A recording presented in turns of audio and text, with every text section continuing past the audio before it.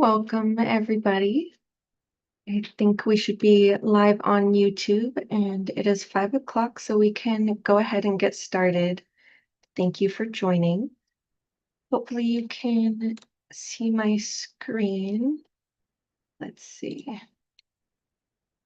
Here we go. First up, we'll have our instructions for our interpretation, and I'm going to invite Tanya from Linguística to provide those instructions. Thank you. Thank you, Liz. I'm going to share my instructions in Spanish and then in English. Buenas tardes a todos. Bienvenidos a su reunión. Queremos dejarles saber que ya tenemos la interpretación simultánea disponible para ustedes. Así que si ustedes gustan escuchar la reunión en español y se unieron con una computadora, en la parte de abajo de su menú de Zoom van a ver el icono de un mundo. Por favor, seleccionen ese icono y seleccionen español. También pueden silenciar el audio original para que nada más escuchen la voz del intérprete. Si no ven el mundo rápidamente, puede ser que tengan que seleccionar los tres puntitos para ver más opciones. Si ustedes ingresaron utilizando un celular o una tableta, sus opciones se ven diferentes. Necesitan tocar su pantalla y van a buscar el menú de los tres puntitos que dice más o more en inglés, ya sea en la parte de arriba, usualmente si es una tableta, o en la parte de abajo de su pantalla si es un celular. Seleccionen esos tres puntitos, seleccionen donde diga interpretación de idioma o puede ser que aparezca el mundo. Seleccionen español. Nuevamente, silenciar el audio original. Y por último, muy importante, el botón que dice done, listo o finalizado, ya para finalizar sus opciones. Si necesitan ayuda, nos pueden dejar saber en el chat y con gusto les ayudamos. Ahora voy a dar estas mismas instrucciones, pero en inglés. Hello, everyone. Welcome to your meeting. I just wanted to let you know that we already have simultaneous interpretation available for you. So if you are a monolingual English speaker, we do ask you to please select the English channel. That way, if somebody speaks in Spanish, you will have that immediate interpretation into English. If you are joining with a computer, you will see a globe at the bottom of your Zoom menu. Please select the globe and select English. If you don't see the globe right away, maybe you need to select the three dots and then you'll find more options there. If you are joining with a cell phone or a tablet, your options may be a bit different. You need to tap your screen and you'll find a menu with the three dots with the word more, either on top if it's a tablet usually, and at the bottom if it's a cell phone. Click on those three dots and you'll see a drop-down menu. Select language interpretation or the globe. Select English, and very important at the end to select done to finalize your options. If you don't see those options right away, maybe you need to swipe your screen a little bit to the left to find more options. If you need any help, please let us know in the chat and we can assist you with that.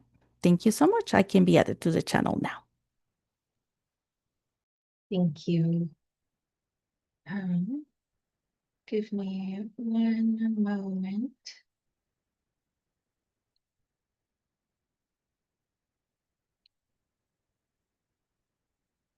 Looks like I can't do it while I'm sharing my screen, but Amy, I just made you the host if you can add Tanya to the channel.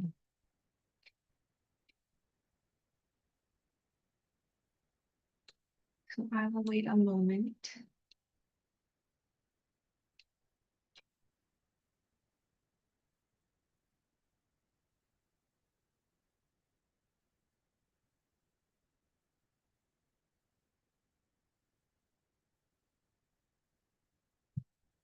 Thank you, Tanya.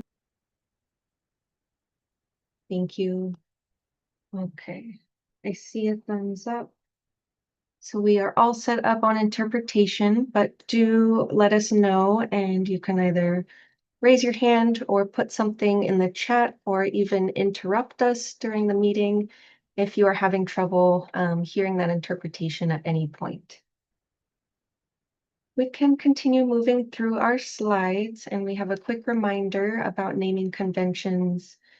So our CSC members should have the letters CSC in their Zoom name, and a reminder for residents who are participating in the stipend program to also include the letter R for our tracking purposes. For all others who are joining, if you are joining as an agency partner, we also ask that you include your agency name. And if you are joining as a member of the public, we also ask that you designate that with the letter P. You may notice that we will make some changes to your name throughout the night, again, to help with our attendance tracking. Oops. On this slide, we have a quick reminder for our virtual meeting etiquette.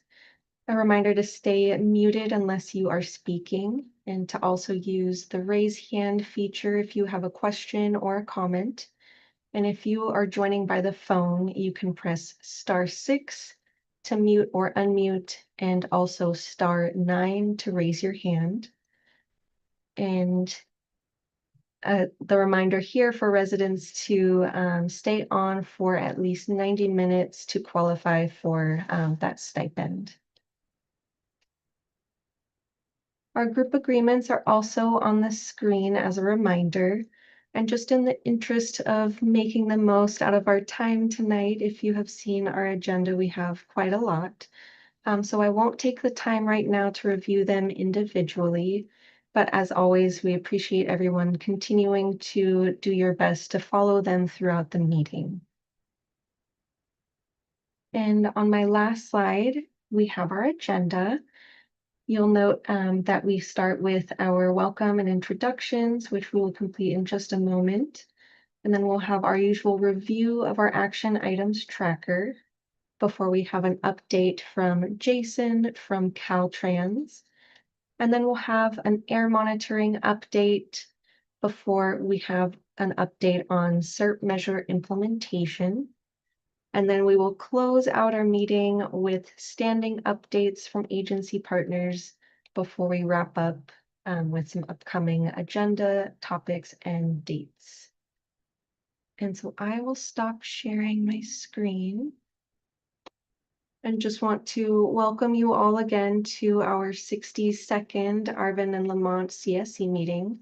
Really appreciate you all taking the time to be here on this Wednesday night.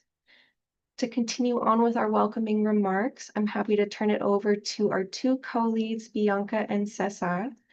And since I see Bianca on my screen first, I will pass it over to you. Hi, good afternoon, everybody. Welcome everybody.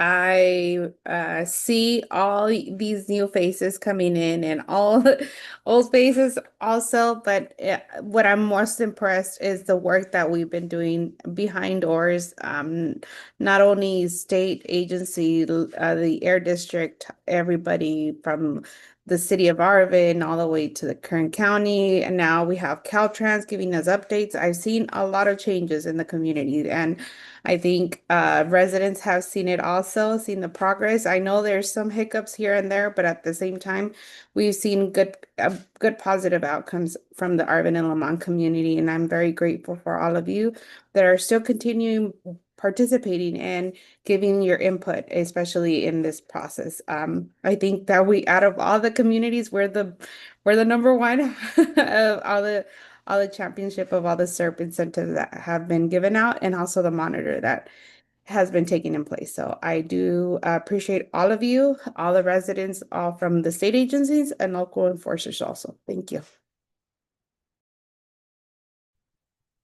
Yeah, a big thank you to Bianca and to everyone else for being here. We have quite a jam-packed agenda, but I still want to make sure everyone feels confident asking questions. So if there's anything around air monitoring or any of the other updates, please feel free to ask and make sure that we can get as much out of the 617 program as possible. Thank you all.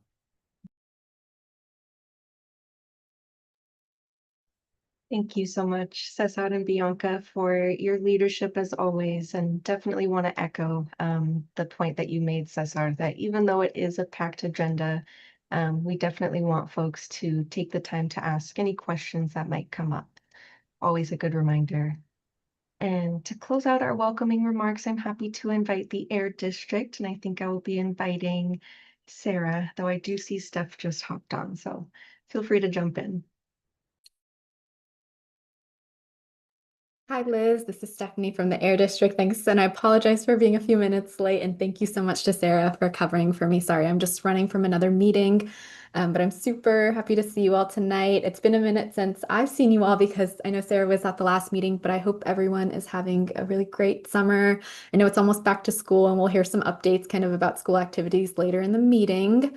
I just caught then just Cesar's comment, but appreciate his kind of setting us all up to be, I think, curious about all the information that we're going to hear tonight. Just welcome all of the questions that may come up related to our air monitoring updates. And then also we have some really great SERP updates that I know you all got in your emails, but we're excited to kind of share these updates here tonight related to, for example, our air purifier program and a couple other things we have going on in the SERP. So I am super excited about tonight's meeting, and I'm happy to pass back to Liz. Thank you, Stephanie. This is Liz. And at this time, I'm happy to move us forward in our agenda and to our review of the action items tracker.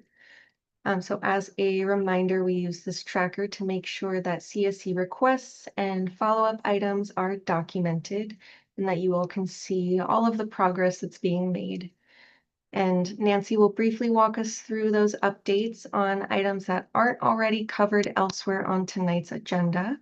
And that includes some of those Caltrans updates that we will hear from after this review once we have Jason here. And after Nancy finishes up her review of the tracker, we'll have a couple minutes for any clarifying questions. And as always, if anything needs additional follow-up or time, we will capture that in the tracker and bring that back to the community and these meetings.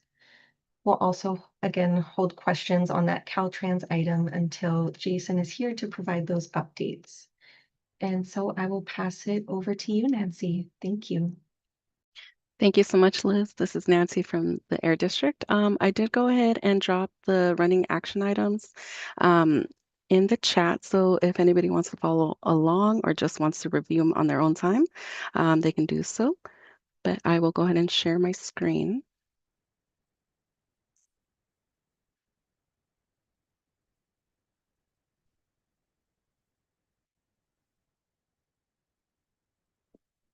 All right, can everybody see that? Thank you. Yes.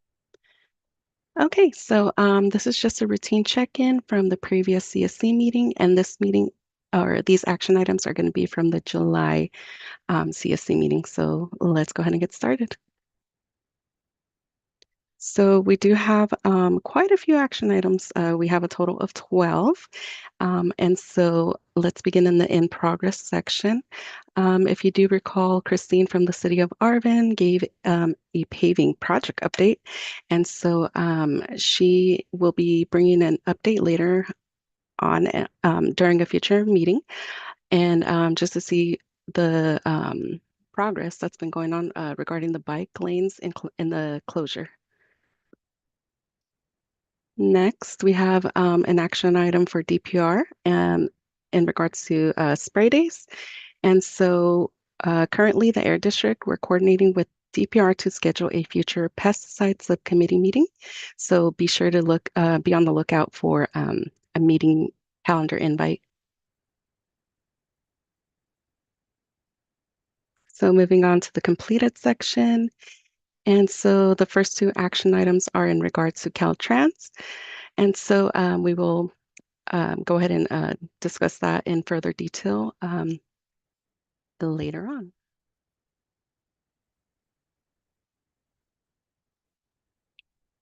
The next action item is in regards to inviting the grower to reapply for the next RFP on vegetative barriers. And so we did go ahead and notify Dosanjh Bros that the RFP, that the vegetative barriers RFP has reopened.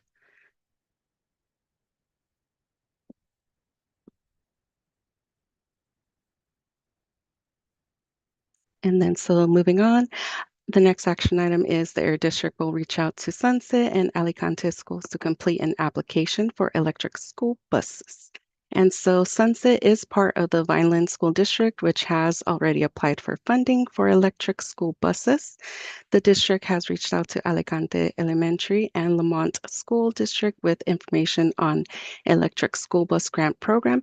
and other available incentive programs that they can take advantage of. And so we do have a brief little slide in the SERP implementation update. So if you have any additional questions, please go ahead and ask during the presentation.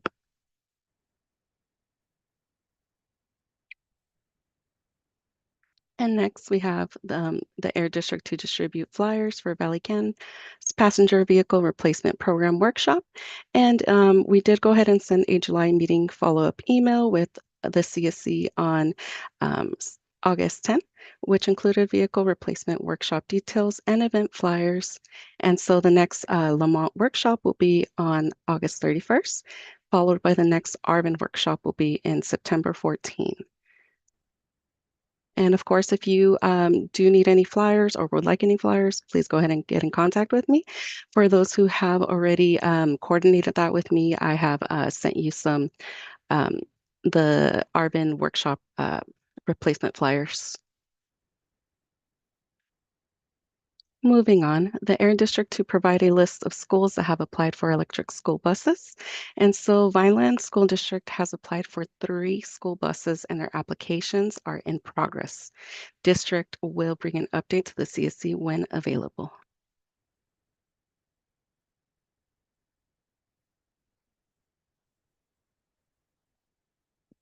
All right, on to the next action item. Air District to share further information about public fleet vehicle program guidelines around buying vehicles in bulk. And so the district did share information about purchasing vehicles in bulk in the following follow-up email that was sent in July. The district also followed up directly with the CSC member who asked about the specific question. Action item 61.9, Harder Company and Air District to consider ways to formally introduce agency partners to who attend each meeting. And so we encourage all participants to identify themselves by adding their affiliation or agency name in their Zoom name during CSC meetings. Agency partners are welcome to share updates with the CSC members during standing updates. And of course, please feel free to ask in the chat as well if you are curious to know who is currently presenting or if you have any questions.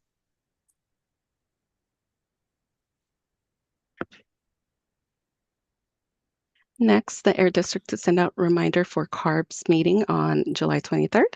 Following the July CSC meeting, the district shared the meeting information with the CSC on behalf of CARB. And finally, we have the Air District to distribute CCAC technology webinar flyer. And so district can distribute that flyer for August events when available.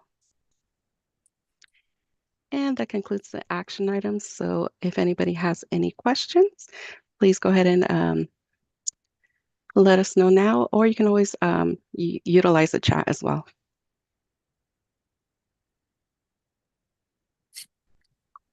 Thank you, Nancy. This is Liz. Definitely a lot of action items, and I think it shows all of the progress and work that's being done. So hopefully folks do feel free to share any questions that you might have. I'm not seeing any in the chat, and I don't see any hands raised.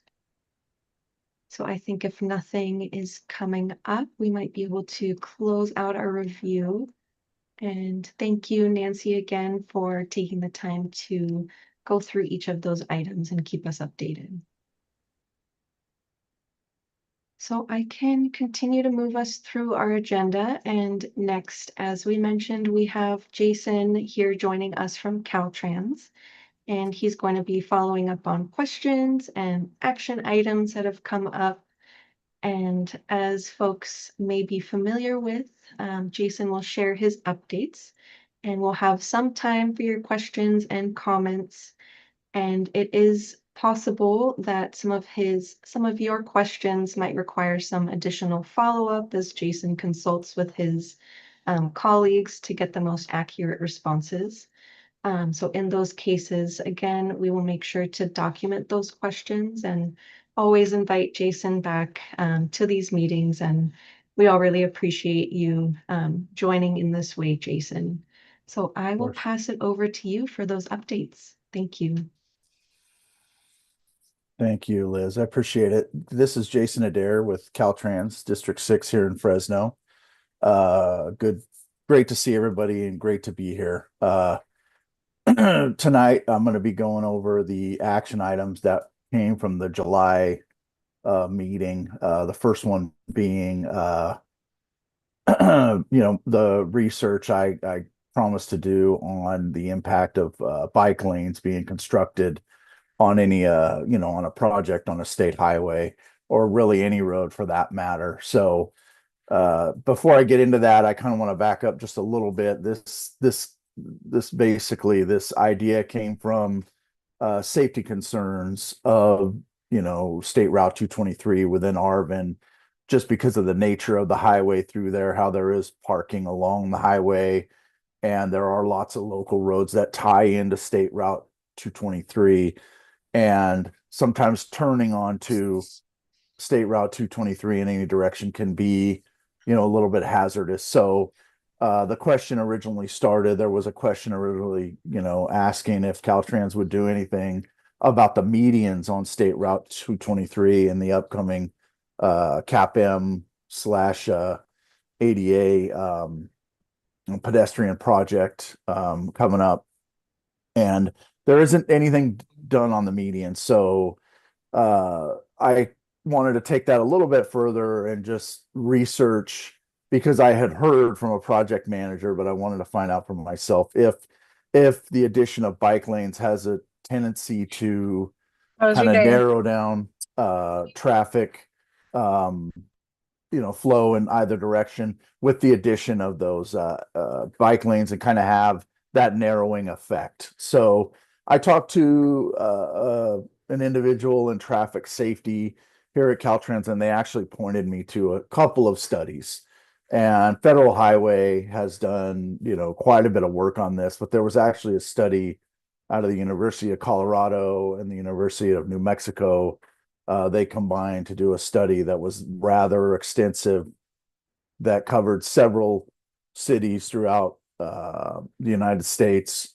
And according to their study, right, again, which was very extensive and very long, bike lanes do have a tendency, the data shows that bike lanes do have a tendency to be safer for everyone, right? So not only pedestrians, bicyclists, but also the traffic. So according to this study and a few others that Federal Highway has endorsed and has on their website, there is that effect. So to kind of go back to, hey, could this potentially be a little bit safer for just road users in general, especially those coming off of the local roads onto State Route 223?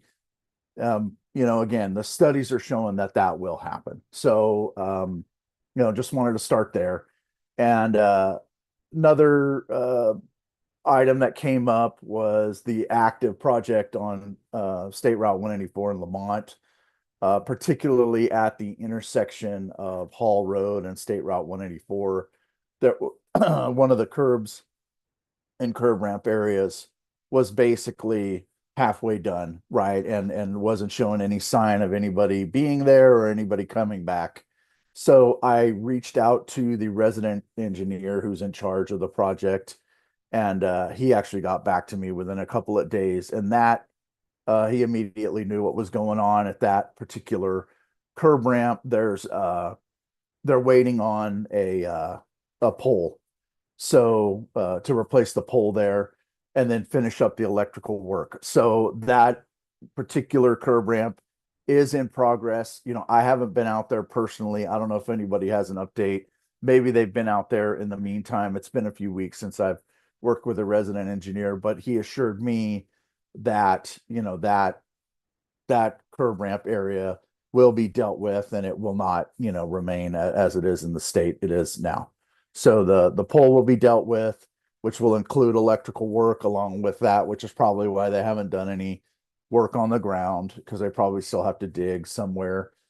So basically what happened is the demolition crew came through, did the demolition work. They found out they needed a new pole, And, here we are. That pole could be being manufactured as we speak. Sometimes they have to be ordered from other states, so it can take some time. So anyway, that covers those two action items for now. If there's anything else, feel free. And like Liz said, and I really appreciate it. It's difficult for me to answer things immediately sometimes. But I'll get back to you. As I really enjoy coming every month, and I really enjoy how organized this is and how well you keep track of the action items, because it does really help me a lot. So I really appreciate it. So anyway, I'll stop there. But if there's anything else I can help with, just let me know if there's any questions. Thank you so much, Jason. A lot of really helpful information as always. I will just pause for a moment and see if there are any questions coming up for our many CSC members who are in attendance tonight. Again, that was definitely a lot, but really appreciate all of the information that you were able to find and consolidate for this group. I do see a hand up from Tim. Go ahead.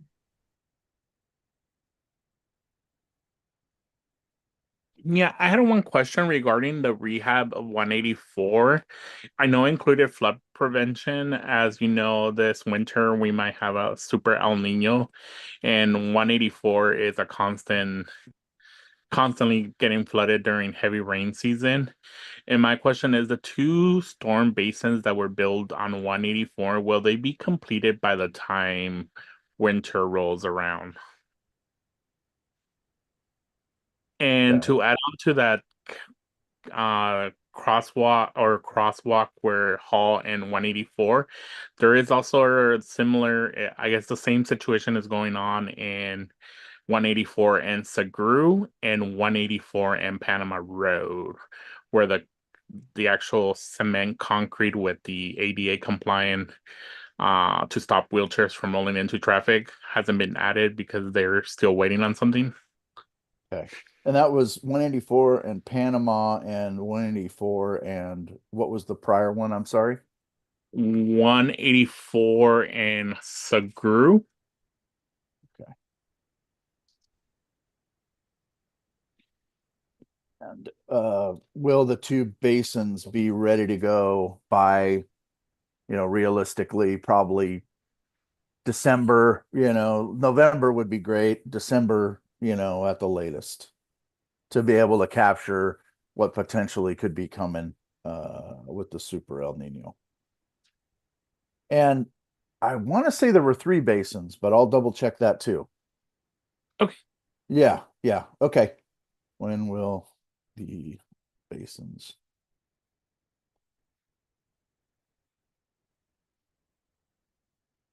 And on the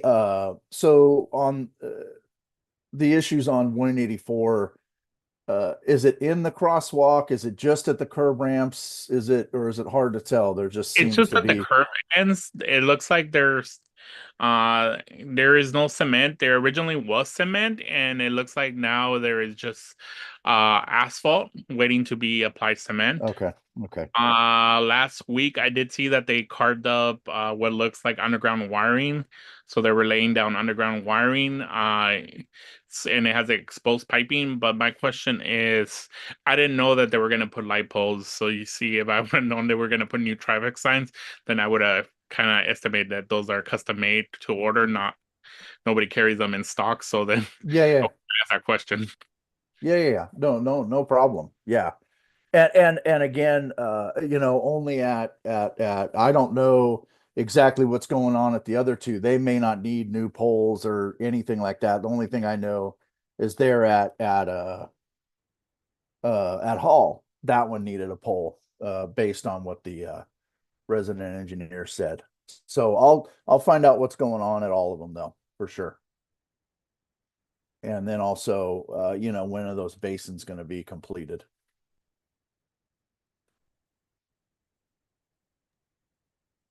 Thank you. This is Liz. So just want to check on the action items. It sounds like you have a feeling that those 2 storm basins on 184 that Tim mentioned will be completed by December, but you'll check and get a more specific answer. Is that right? For one? Okay. And Yeah, then and just to also, kind oh yeah, of, sorry, just to add, again, just in general with construction projects, that sure. type of work, when it comes to the potential for rainfall and erosion or stormwater, generally speaking, we're required to have that. So I'll make sure I get, the information on that. Thank you for adding that. Mm-hmm. And I think the next action item that came out of that is questions on the completion of curb ramps on 184 in Panama and Segru. Is that correct? Okay. Thank you. So we will make sure to note those. And if we missed anything, do let us know. I think that might wrap us up, or we have, looks like, oh, we are a little over for this update. So maybe if folks do have any other questions for Jason, please add those in the chat or send an email to the Air District team and we can make sure those get sent to Jason. But again, thank you so much for being here, Jason. We really appreciate you sharing these updates each month and yeah, look forward to having you back soon. Thank you. Thank you. Okay, so I will move us to our next item, and that will be our air monitoring update. We have Brad and Alejandro here, some familiar faces from the Air District, and they will walk us through some recent monitoring data for the last quarter, and that will be through May and June, as well as some information on what the monitors showed around July 4th. Since that has been of interest to the CSC over the years. We'll also have Danny from the Air District's outreach team to share some additional information about different types of burning that folks might see in the valley. Again, in response to some questions and concerns that have come up in some recent meetings. And as always, after the presentation, we will have some time for questions and discussion and really encourage folks to speak up and let us know what is on your mind as you are trying to process all of this data. And so with that, I'm happy to pass it over to Brad. Thank you. Thank you very much, Liz. I think Nancy is going to be our presenter for the slides today. Thank you very much, Nancy. Again, my name is Brad Dawson. I am the supervisor for our community air monitoring division here at the Air District. I'm going to go over some of the updates from the community, and then once we get into the data side of things, I'm going to kick it off over to Alejandro, who is the specialist for your community. He is the one that goes out there and does all the maintenance, make sure that the instruments are reporting, and as well as does the weekly reports that we post to the website pretty much once a week as well. So yeah, we could go on to the next slide. So this is kind of the same format that we've gone through, and this is just an overview that we'll go over this the status implementation plan for the whole community. We'll go over the data. Danny will kick it off and have a couple of outreach communication slides, and then we'll get into questions and comments at the end. So here's a map, just a refresher. A lot of these are kind of recycled slides, things that you've probably seen before, but just as a refresher, these are where the monitors that we have deployed, as well as the ones that we are still in progress. Alicante Elementary is one that we've been working with. They are undergoing some construction projects, and so we're trying to jump in and try to get some type of electrical infrastructure still into there.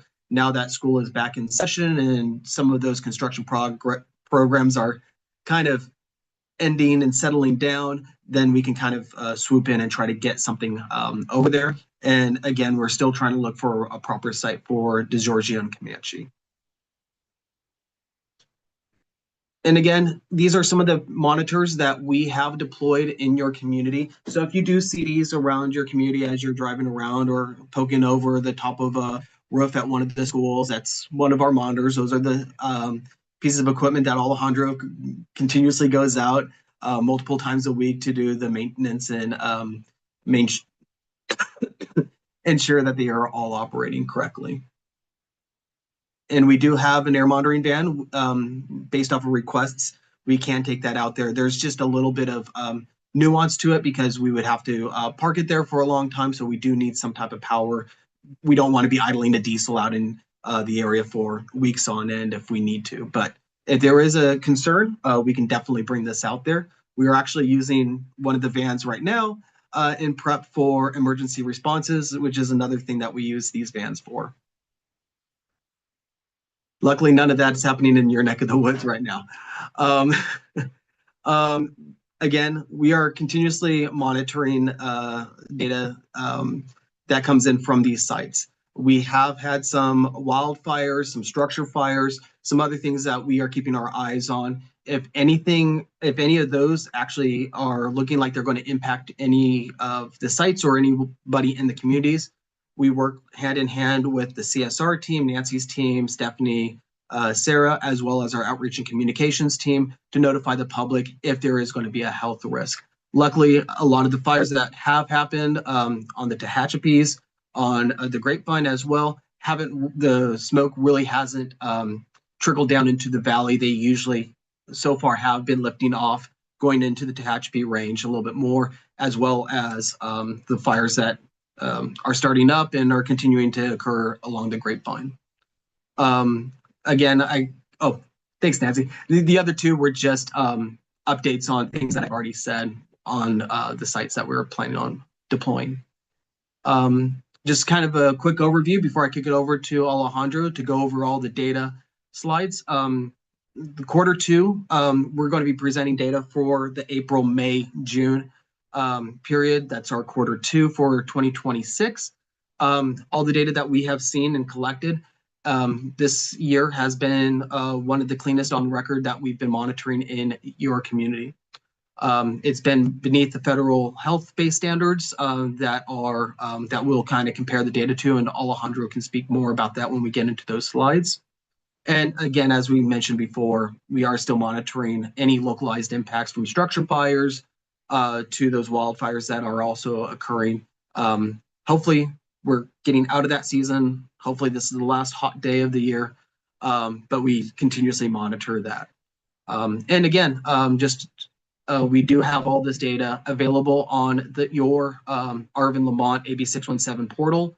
So if there is one of the sites that is closest to you, you may want to make sure that you have that bookmarked onto like one of your web browsers, so that way you can continuously check in to see what the air quality is closest to you. We're going to kind of highlight that on our 4th of July slide, where certain sites do get impacted more. And with that, I'm going to hand it over to Alejandro. Thanks, Brad. All right, on to the fun part of the presentation. All right, so we begin by comparing the average PM 2.5 levels from the most recent quarter to the same period in previous years. So we're comparing quarter two of 2026 with quarter two of 2025 and 2024. So quarter two consists of the months of April, May, and June, so those 3 months.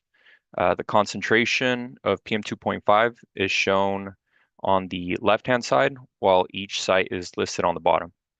The dashed line you see up on the chart is the annual PM 2.5 health pay standard of 9, and it's displayed as a metric to compare an annual standard against this quarterly average.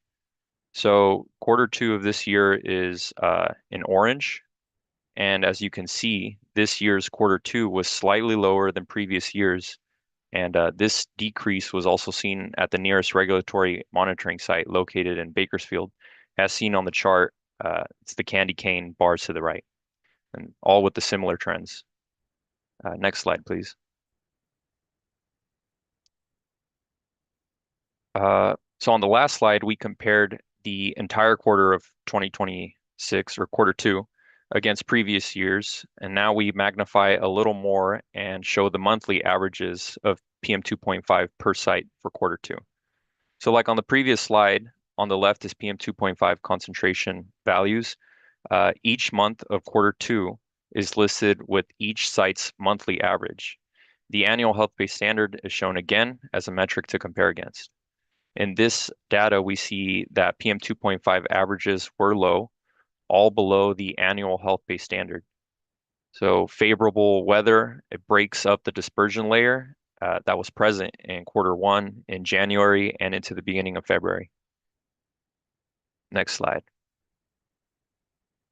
So on this slide, we're now looking at daily averages of PM 2.5.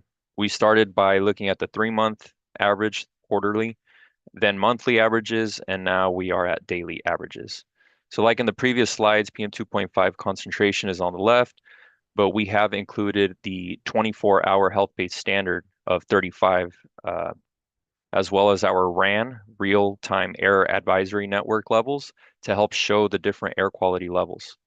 On the bottom of the chart, there's a legend that indicates what each color represents.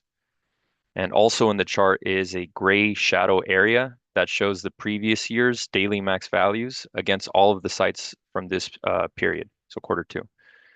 PM values stayed stable and relatively low throughout the quarter with no significant peaks. So within this monitoring period, we had 0 days where the RAN levels reached unhealthy for sensitive groups. The full quarter was under the 24-hour health-based standard, which is good. Next slide, please. So for this slide, even though the 4th of July is technically in quarter three, we wanted to share what we observed on this date. In the chart, we show how much impact we recorded during a 12-hour period within that day. We saw that PM started to increase around 7 p.m. and by midnight, PM 2.5 levels reached back to ambient levels. The spikes we saw were most significant where the monitors are closest to residential areas. So Arvin CSD, Bear Mountain. So yeah, we just kind of wanted to highlight what happens on 4th of July usually. So that actually concludes my part of the presentation. I'll hand it back to Brad for any comment or questions. Yeah, is there any, this is kind of a significant slide. I think a lot of people would show interest in this. So I just want to take a moment, a pause before we kick it off over to Danny, and he can talk a little bit more about our outreach and stuff that we've been doing regarding the wildfires.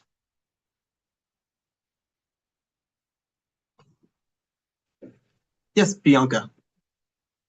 I have a question in regards to, you were showing a lot of the PM 2.5, but in this time in day of like the quarter that you were mentioning, usually is ozone the highest at this moment? Is there any readings from this quarter of the ozone? I do like how you were mentioning the 24-hour, but it would be nice for residents to see that ozone does affect in the summertime, not PM 2.5. Usually the PM 2.5 affects in the wintertime, so that would be like the fourth quarter of the area. So it would be nice to differentiate between like PM 2.5 and ozone. It's really nice that you're showing us a very nice graph, but at the same time, let's be realistic. PM 2.5 has been the highest as the ozone has been the highest in this area too. Yeah, we've been highlighting on PM 2.5 in a lot of our meetings, but there is definitely ozone available that you can see on the website that we have developed. You can click on some of the sites that do have ozone analyzers to see ozone. We didn't present that data today, but I think that's something that we can include in a future meeting and include some of those updates as well. I think it would be best if when you do present what exactly it's more readable at the moment. We've had this presentation in the past of the time and seasons or quarterly, what affects in each season, and it would be nice to demonstrate the highest level. If there's a highest level of ozone, at least residents could see and visualize that there's spikes here and there, not just because of 4th of July there's going to be a spike, but there's ozone spikes because of X, Y, and Z. Brad, this. Yeah. Oh, Hi, Brad. let This is Stephanie go. Stephanie. Yeah, well, I just wondered, Brad, can you say a little bit more? And to just back up, I appreciate the context Bianca is providing because typically around this time of year, we do look at ozone. Brad, can you speak to why on 4th of July and when there's a lot of like firework and like combustion, why we might look at PM 2.5 versus ozone, for example? It's the most significant time period where we see the most drastic change in PM 2.5. It's a singular event that happens every single year. And so not even fireworks, I don't want to put fireworks under the heat or the spotlight. There's also barbecues. There's a lot of people doing other things that can be contributing to PM 2.5.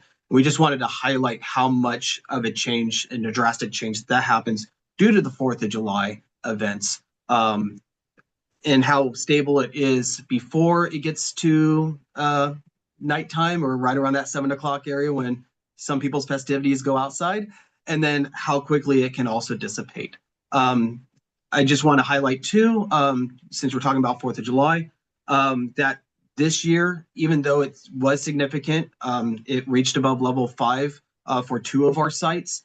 This was actually the cleanest 4th of July that we have on record since we've started monitoring in the community. In the previous years, values increased over 200 to 300 micrograms per meter cubed.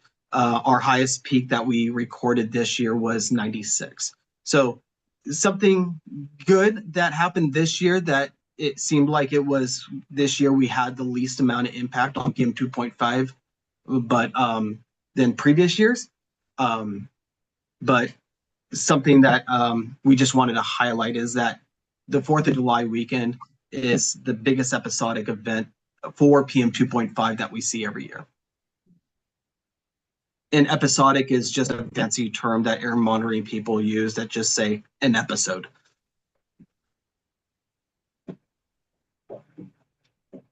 Yeah, thank you Brad. both. Bianca, does that answer your Go ahead. question? We look at PM, and just to really clarify, PM, we look at, personal fireworks do release kind of release high levels of PM 2.5, and that's kind of why we're looking at it here. But definitely to your point, ozone is still an important thing that we look at during the summertime. I also have a following up question from that. I don't know if you guys seen the fence line from Current Energy Refinery monitor has been spiking up frequently, and either that's PM 2.5 or ozone, and I haven't seen any graphs to the close proximity to see if it's picking up from the air district. I know that there's one in Mountain View that is the closest to that site, to that location, to that emitter. But it would be nice to see also. I understand that families are more at home, but there's other factors. There's industries that are also affecting the community. There's industries like their fumigating season. At this quarter is actually a fumigating season, so that also contributes a lot of the ozone, a lot of the PM 2.5. So it would be nice to also include those type of emitters in this type of monitor presentation, so we could at least acknowledge that there's industry also affecting these spikes or the borderline, because it would be nice to be under the borderline, but actually be below the borderline.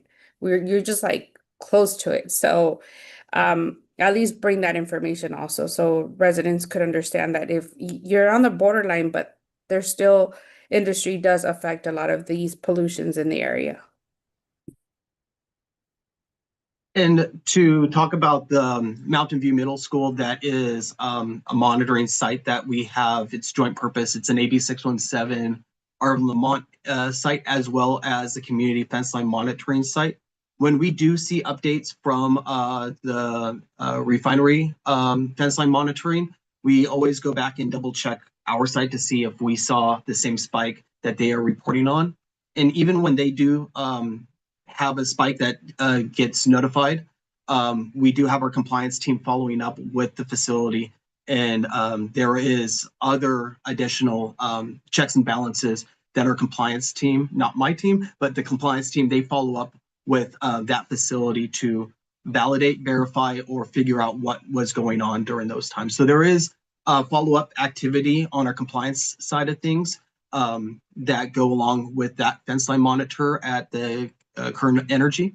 But I do want to highlight that I get those notifications too, and we always go back to our monitors to verify or build up information. Hey, we saw something happen at this hour. What did we see? And kind of start comparing numbers. And I saw it in the chat. I forgot who said, but yes, it was a lot of times it's SO2. SO2 is a pollutant, and H2S are go alongside with oil and gas production.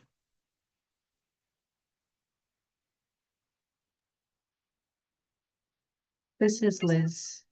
Appreciate the really great question, Bianca.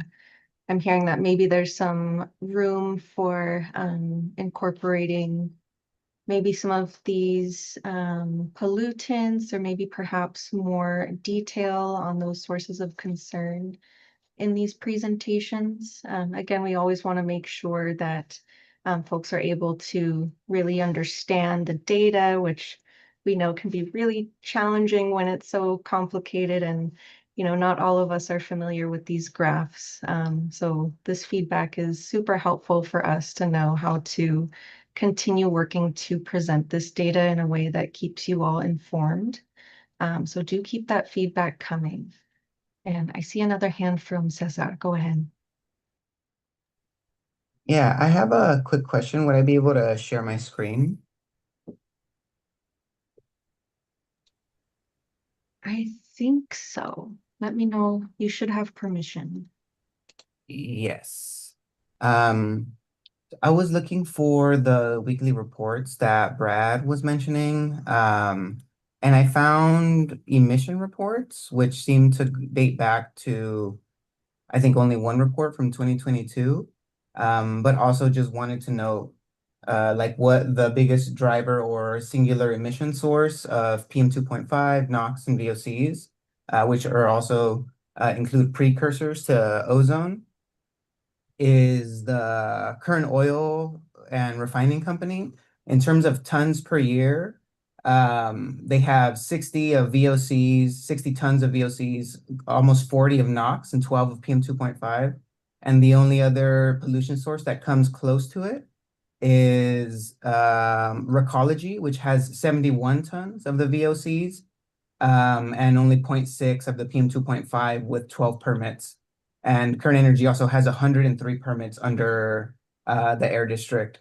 And I think aside from, monitoring spikes from what's listed here, I think also information on what has been happening in terms of repairs at the fence line, because there was a blockage that was repaired that was causing repeat spikes from February to April, that a third party had to come in and do OGI inspections for, that I'm not sure if the district did in-person verification of, but we do have the reports from Current Energy about those. So I'm wondering where those weekly reports are, because I only see this emission report that goes back to 2022, and then the quarterly enforcement reports that do not include that information.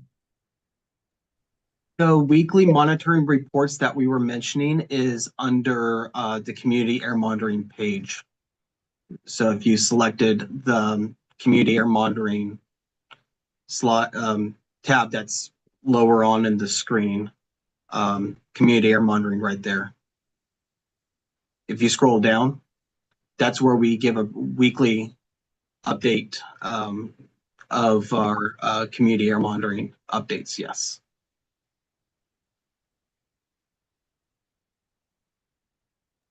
Thank you so much. And this is Stephanie. If I could actually jump in a little bit related to this question, Cesar, I wanted to thank you. You dug a little bit into the archive and I had to think back. What document that you were sharing, it probably has been a minute since you all have seen it, because that actually, as a reminder, was a document that got put together as a part of when we were developing the SERP. A really crucial piece of information was to kind of understand what different sources were in the community. And so that is part of it, is understanding the kind of inventory of emissions that come from stationary sources. I can't recall the exact year, but a lot of times the nature of the year is there is some delays with the reporting. So sometimes the year that is available, the most complete set of data is just a couple, might be a little bit a couple of years back. But I did just want to add maybe some context, is that that document does only share on that side permitted facilities. So it would be permitted facilities through the district, which are stationary sources. A source that you won't see on there, for example, is mobile sources. I don't have the exact breakdown, but for example, with NOx, like the primary source of NOx across really the valley, it would be mobile sources. So I just wanted to put into context some of the information that you all are seeing related to that report as well. Hopefully that's helpful. But maybe to Cesar's point, yeah, that if there are any areas of kind of information, there are our monitoring reports that Brad had helped navigate us to, that we have done weekly, that provide kind of a week-long average look of just like how are things looking in the community. And then we also, separate to that, I just want to thank Cesar for mentioning, do a quarterly enforcement report. And that report has a breakdown of kind of, what our enforcement team has been out doing. It is the facilities that we have, done inspections at. It has also the complaint investigations, like what number we went out in the community. And there's also a breakdown of any notices of violation that we do issue. And so all of that information is there. And I see Nancy, thank you so much for popping all of those links into the chat.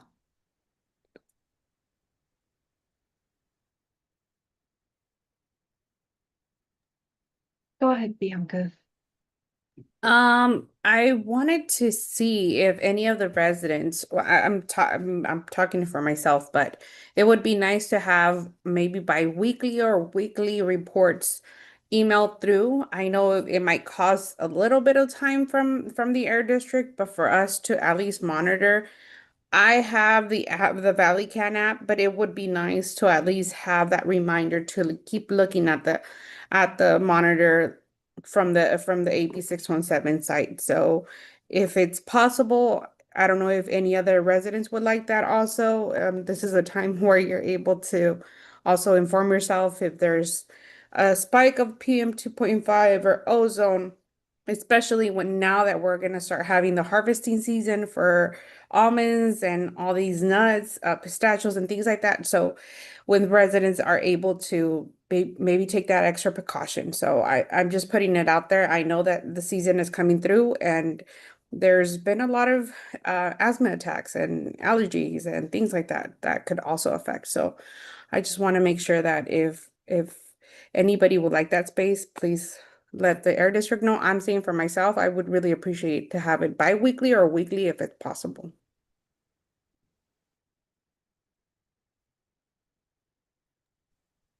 Yeah, thanks, Bianca. We can explore that. I do think, like you mentioned, I think the our kind of signing up for through our RAN system is a way that you can regularly get, notifications straight to your phone. But we do weekly monitoring reports to you all, and if there's interest, I think we can think about maybe sending them out to folks at a more regular occurrence. I know that Nancy tends to mail hard copies to folks that want them that way. So we can definitely take that feedback back and kind of explore other opportunities to get information out to you all.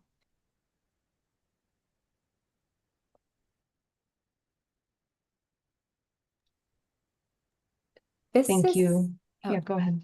No, thanks, Liz. I just wanted to ask if maybe Brad or Alex we have a few other slides to wrap up this update that Danny's going to help provide, but I do see a question that Cesar popped into the chat. And so I was just wondering, Brad or Alejandro, if you could take that one. Yeah, let me load that up real quick. Sorry, I didn't have the chat window open.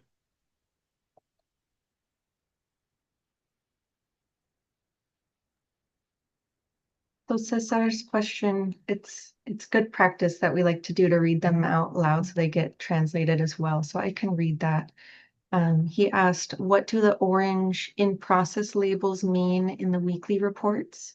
And apologies if that was missed in the updates. And he shared an image Yeah, I see Uh, that right now. Yeah, those were Alicante Elementary and DeGiorgio and Comanche, which we are still trying to get an air monitor deployed to those sites.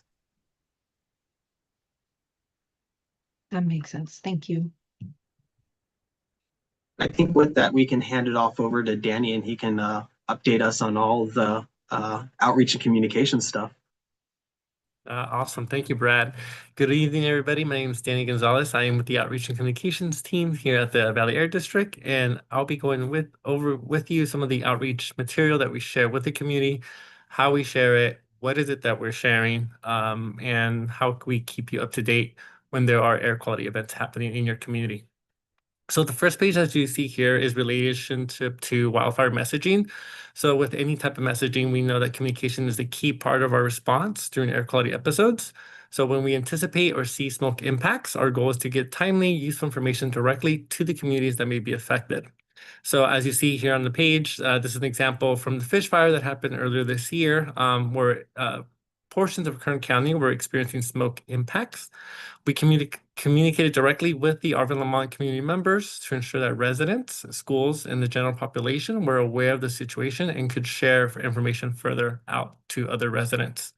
And then from there, residents can make their own informed decisions as to how to protect themselves. Next slide. Danny, before you continue, apologies for interrupting.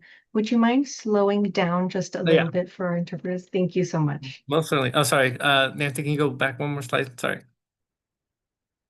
So our messaging focuses on what residents need to know, right? And so exactly how to respond to it. Typically, when messaging does go out to the community, we always want to remind residents to stay indoors when possible, closing windows and doors, using indoor filtration such as air purifiers, and taking additional precautions if they were especially sensitive to smoke.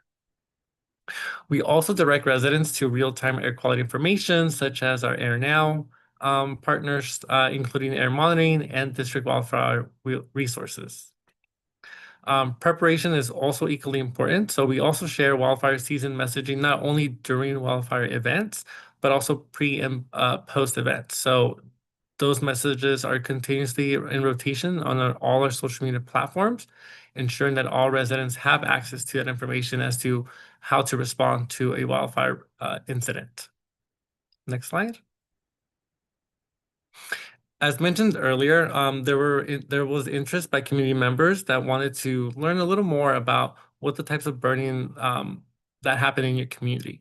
And so I'll be going over very briefly kind of general information of the different types of burns that you might be seeing in your community. The first one would be burning trash. As you might know and be aware, trash burning is illegal. It can create harmful air pollution and also increase the risk of fires. So as a reminder, if you do see any type of trash burning happening in your neighborhood or in your community, please report it because it is illegal and it can result in potential fines. The other type of burning that you may also see is residential wood burning. Typically, this happens during the winter time, but with stagnant conditions, it could trap pollution to the ground. And as always, a reminder, please make sure that you are checking the daily residential wood burning statuses before you light that wood burning fireplace or device. The other type of burning that you may be seeing is agricultural open burning. Although this largely has been phased out in the beginning of 2025, as of date, small orchard removals, vineyard removals, and surface harvested prunings were also prohibited from open burning. The district does encourage alternatives such as chipping, shredding, and incorporating material into the soil.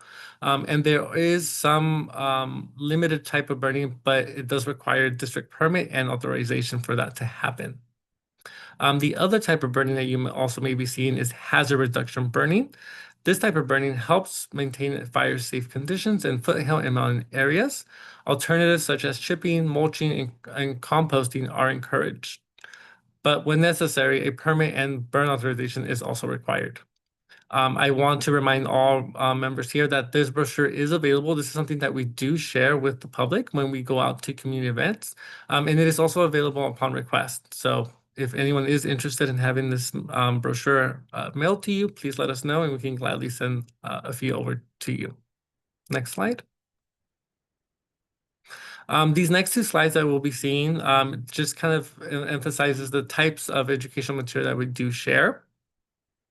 Just general information that we share when we go out to various community events, making sure that residents, businesses, and stakeholders have access to this information. The purpose of this material is to provide clear, accessible information about wildfire smoke and how residents can protect their health. Because we live in such a diverse community across the valley, all of our material that we do share comes in varying languages, English, obviously, along with Spanish, Punjabi, and Hmong upon request. These materials are designed to provide simple, actionable steps that residents can take before and during wildfire smoke events. Ultimately, our goal is to increase awareness, improve preparedness, and help reduce exposure to harmful wildfire smoke throughout the valley. Next slide. A key component of our messaging across all our social media that we do when wildfires are happening or just general outreach is our wildfire page. Sorry, next slide. Is a wildfire page. And so we are always encouraging residents and directing the public, our social media public presence to the wildfire page. This really provides kind of a core component to all types of information, particularly when fires are happening and affecting air quality in the valley. Residents here can Danny? find, yeah. I'm so sorry to interrupt again. Could you slow down again, please? Sorry. Thank you sorry. so much. I know you're excited. Yeah. So here on this page, residents can access a ton of information on how to protect themselves from wildfire smoke, as well as resources for clean air centers and clean air rooms. So really a bountiful information that is available at the click of a touch for residents. This page also connects residents with tools such as RAND for hourly and air quality information and the Air Now Fire and Smoke Map to help track current conditions. We also provide information on active wildfires that may be impacting valley air quality, along with the links to additional fire information. They are a multitude of multilingual resources to make sure that the wildfire smoke and health information is accessible to all valley residents. One of our key messages here is simple. If you smell smoke or see ash, that's an indication that you may be experiencing poor air quality, and you should take steps to reduce exposure. Overall, we always encourage residents to bookmark this page before wildfire season starts so they know where to go and to determine what the smoke impacts are that are occurring in your community. Next slide. As we spoke earlier, burns happen, right? People continue to burn trash, unfortunately, at times in their community, but don't be alarmed. You do have a resource available at your fingertips. And that resource is our Valley Air app that gives you the opportunity to, one, file a complaint if you are witnessing someone that is burning trash that's not supposed to. As a reminder, that is illegal. You are able to file complaints year round. Your reports are confidential, so you do not have to share any personal information if you are making a report or filing a complaint. And as soon as possible, an air quality inspector will be assigned to your complaint to go and further investigate the fire or the complaint that is happening in your community. So as always, we please encourage you guys to utilize the service. We are here to assist in ensuring that everyone follows the rules and is complying with those regulations. Next slide. Any questions or comments?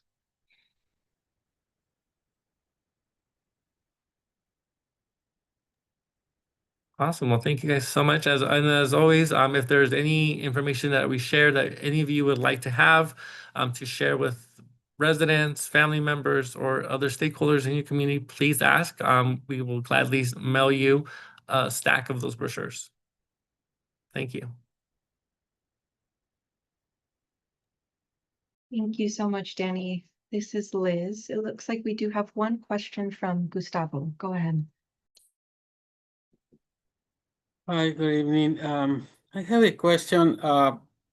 Couple of weeks ago, more or less, I reported a ag burning in the corner of DiGiorgio in Fairfax, and I was told that it was a permitted burning, but man, the smoke was ugly. And so this is in the boundaries of the 617. Does that make any change, or does that apply a little bit different to 617 communities? Because the smoke was very, very bad.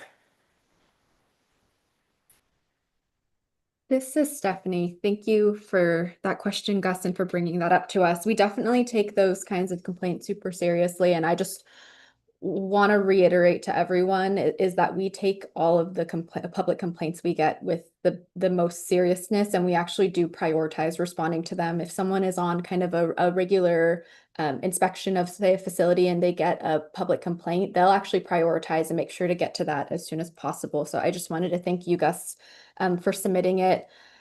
Generally, as I think a lot of you all are aware, and I think that Danny touched on, is ag burn has been phased out in the valley, but there are some exceptions of materials that cannot be burned, such as disease materials, for example, that there might be a couple of instances that this is still happening.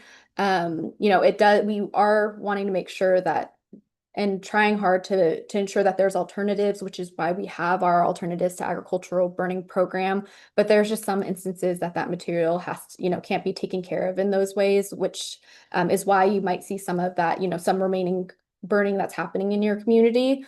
The thing that I would recommend is to still call in those complaints, because if for some reason that it's not something that's been permitted, we want to take appropriate corrective action related to it. And so there is some, we're hoping as people get an access to those alternatives that we're seeing less and less, and it really should be the case that generally like this has, it has been phased out. But definitely if you're seeing things in the community like you did, Gus, still encourage you to file those complaints so that we can make sure to investigate and that it is, something that's appropriate to be happening. May I share the picture just for people to see, how ugly it was? This is Stephanie. You are able to share, yeah. So can people see it? This is one of the pictures I took, and again, it's in the corner, and yes, I reported the incident, but I was told that they were legally burning. It's concerning, to me that they can still legally burn, and the fact that we are trying to improve the air in these communities, that there are not special rules to at least protect the most exposed communities. It's discouraging seeing this happening. Especially with the collective efforts that we are making, and I don't know what may be an option to maybe change the regulations, or can the district change that? And I understand sometimes growers say it's not economically good for them because but they don't consider all the years and years and years that they were gaining from their harvesting. I believe this was I believe it was an orchard, so I don't know, 30, 40 years of harvesting, and now they are saying that it's not economically, just maybe chipping it and instead of burning it. So just want to make that point, and if there are any potential options to make it stricter to keep our air clean, because it's ugly when you see these things, and frustrating when you report and there is nothing to any action that can be taken. Yeah, this is Stephanie. If I could respond, I definitely appreciate that feedback, Gus. And I maybe we'll just kind of frame it in that even, the reason why we actually worked on this phase out kind of as a whole valley is to help prevent not just our AB 617 communities, but really protect the whole valley.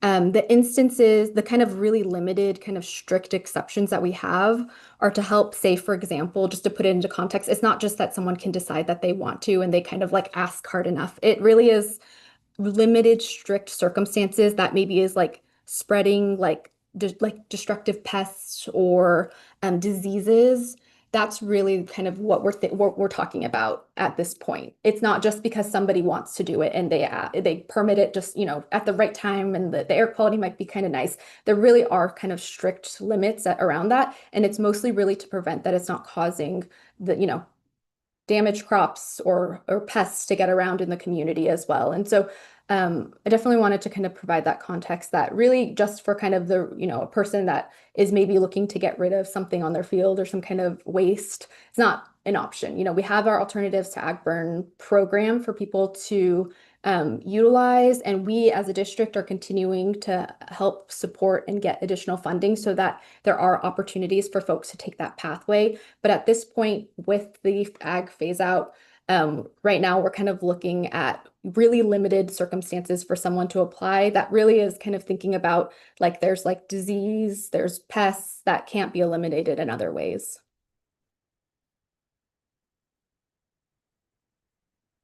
And this is Stephanie. Gus, I hope that you, normally it's our standard to have our inspectors kind of respond to you, answer questions. I hope that kind of happened in your circumstance, but if there's anything remaining related to this complaint you have questions about, please don't hesitate to reach out, and we're happy to kind of close the loop there. Yeah, the inspector told me that he went and checked it, but you know, the frustration is that, and I understand that the inspector did his job, but you know, it's still frustrating that, you know, growers are not, they don't care about our communities, you know. There are other ways to, you know, take a better care of their ag waste. And you may not, when I want to share, I kind of knew that you don't have the solution now, but I at least wanted to share my frustration. Yeah, thanks for sharing. And I hope it's some perspective and reassurance that it's not that, you know, really at this point, it really is strict kind of limited circumstances for people to be able to do that. Otherwise, if someone was just doing that without that permit, again, for these kind of like limited circumstances for kind of disease or pests or things like that, then it would, you know, we would issue and kind of follow up with corrective action.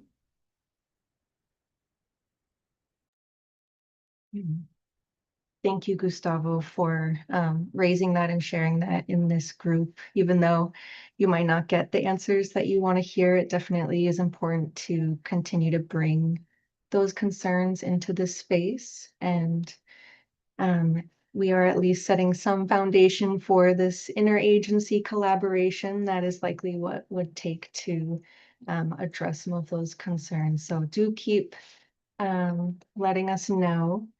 And I do see a hand up from Bianca, and I think after your question, we'll have to close out this item so we can go through some SERP updates, but go ahead, Bianca. I just wanted to follow up with Gustavo's actual picture. I do know that in the pesticide, when there's agriculture application of pesticide, they have to go through a criteria. One of them is the weather condition. I don't know if you've seen in his picture, there's actually some wind blowing. So when those type of issues those circumstances do come up, they actually have it in their notice of intent that if the weather condition is not correct, they have the 72 hours. I want to make sure that if the air district does also have that criteria when these ag burning do happen, do they give them a certain set of time? Is it expensive for them to do anything? Have you done any alternative like in a biohazard? I know that you were mentioning that it is some type pricey sometimes, or you're not able to wood chip it, but there's hazardous sites that I do know that they're able to dismantle or take all these materials, especially if it's already infested and things like that. So I just want to make that clarifying that there's other alternatives, but if the air districts do provide that information for the grower to take, so even though it's not chipping, But do you guys also offer that incentive for those folks that instead of burning, they would like to dismantle it somewhere else where it's not on the site that would affect the community? And if the weather condition does affect, it would also affect some of the air quality in that area too. This is Stephanie. Yeah, thanks so much for that question. I have a couple of parts that I want to address and just thank Bianca because I do want to also clarify that when we do issue permits, we do make sure that the conditions are appropriate for someone to be doing it. It's not something that we'd issue if the air quality was super poor in the valley. And to your question, Bianca, there are a couple of different alternatives that we offer through the Alternatives to Agricultural Burning Incentive Program that we have. And the kind of exceptions that happen would be beyond kind of what's allowed and what's possible through those programs. I think just for example, it's not just kind of chipping. There's a couple of different incentive options through our program, which does include kind of soil incorporation, air curtain burners, and a couple of different options. So we do have several pathways for folks to kind of go through, not just kind of just like one option. And I think that's, if there's any detailed questions, I'm not the expert over our Alternatives to Agricultural Burning program. So if there's any specific questions beyond that, I'm happy to take them back, and I can certainly take them back to our grants team that works on it and get some follow-up. Thank you, Stephanie. This is Liz. I do see a question in the chat from Cesar. I'm not sure if maybe you answered it in your response, but the question is there a date that ag burns will be fully phased out in California? And then it looks like you found a source saying that the current limitations are allowed until 2030. Cesar, do you have follow-up on that? Yeah, I think just any clarification on, yeah, I think some of the exempt attrition falls under this exemption under 2030, and wondering if after 2030 or if in 2030 residents should be prepared to like share any testimony or concerns to make sure that any of the remaining exempt materials also fall under some timeline to be removed, and to make sure that the ag burning is fully phased out. I just want to clarify if that's something that we can't really move until 2030. This is Stephanie. I would have to follow up on that. I'm happy to take that back to the team and get some follow-up. I don't know that off the top of my head. Yeah, thank you. Great question. We will note that down and get some follow-up back for that. I know that folks probably still have quite a lot of questions on air monitoring, and I am sorry to cut that a little short, but I know that we do have some updates for you all on the SERP implementation. And I'm wondering, Stephanie, do you feel like you have enough time to go through the presentation? Maybe a little brief kind of summary. I know there are quite a few updates in there, but maybe we can, yeah, prioritize. This is Stephanie. I can do a quicker version because there are definitely some highlights that I want to go through. There are a couple of slides that are maybe routine slides you all have seen before that I'd encourage you all to take a look at, and then I'll maybe go through them a little more briefly. So I'm happy to get started, and huge thanks to Alejandro and Brad for their presentation. I just want to open up and just offer, they're always kind of in the community. I think Alex is in the community probably maybe every week working and making sure the monitors are working as they should. So just encourage you all to reach out as you all have questions. All right. I'm going to transition us to give some updates on the implementation of your SERP. I have some high-level updates about some work we're doing across a variety of different programs, but for time, I will be kind of brief on a couple of these, including this one. This slide is posted online. It's in the chat. Those of you that get paper copies of things, it's in your packets. But this is just kind of across our incentive measures, just a progress update for all of them and kind of how we're going through the funding, what progress we've made. And then this is a kind of a different look at it rather than seeing it measure by measure in that previous slide. This one looks at kind of overall in the whole SERP. We have a whole variety of clean air measures that we've been working towards that total about $30 million. And we're making some really great progress. About 21 million has either been spent in the community. So that's like a lawnmower that's been out, that's a purifier that's in someone's home. And then that also includes some of our projects that are committed, for example. So last month, you all heard some great updates, for example, from Christine on our paving projects. Those projects are a little bit longer term, take a little bit more time, but we have set aside the funding for those projects, given the CSC's support of them. And with you all, we're still working on about $9 million of funding across a whole variety of projects, many of those being our residential projects. I want to give an update on our vegetative barriers program. I know that last month there was an exciting update that we heard from our grants team and then also the applicant that there is a project in the weed patch area. So we're super excited to share that based on the CSC's support and feedback of that project that we are working to contract for that project. It will take some time to finish contracting, but we'll continue to give you all updates. I think you all might recall that that project timeframe was a fairly short timeframe. They expected to be able to do the plantings in 2 to 3 months. So we hope that this project kind of comes to completion pretty soon here. And then as an update and follow up, I know that you heard it in the last meeting, but given that the project that we got wasn't the full amount of funding that's in this measure, we did open the vegetative barriers request for proposal or RFP earlier this week. You all should have gotten an email about it. The proposal is open until October 9th, and we are doing a ton of outreach. Nancy has been very, very busy reaching out to folks based on the feedback that you all have provided to us. We have sent an email out to also the Ag Commissioner, who's been very supportive in helping us share this information out with their network as well. And so we will continue on with the outreach that I actually have, I think, in this next slide. Yeah, just some updates about some areas that we've been continuing to reach out to.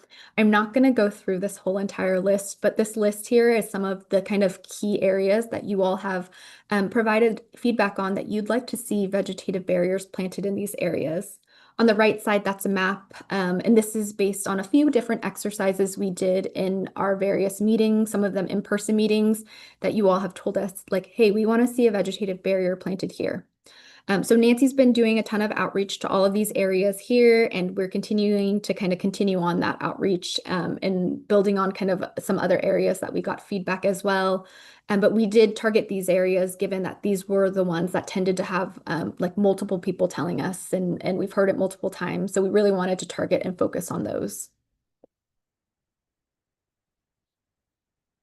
During the last meeting, there was also some great conversation and some questions about our electric school bus program. So we did want to share, just as kind of follow up to the last meeting, the folks that we've been reaching out to related to this measure. I know that was part of a couple questions that we got of, have we reached out to, for example, like Sunset Middle School, or I think we also heard like Arvin Union. And so we just wanted to share with you all some of the schools that we've reached out to. This actually isn't some of them. This is all the schools kind of in the boundary have been reached out to. But we do know, based on all the work and the outreach we've been doing, is that sometimes folks, sometimes it takes a second email, a second phone call, maybe things change with kind of staffing. And so we have been actively doing another round of outreach now that school is back in session. But just wanted to share, these are kind of the folks we have been reaching out to.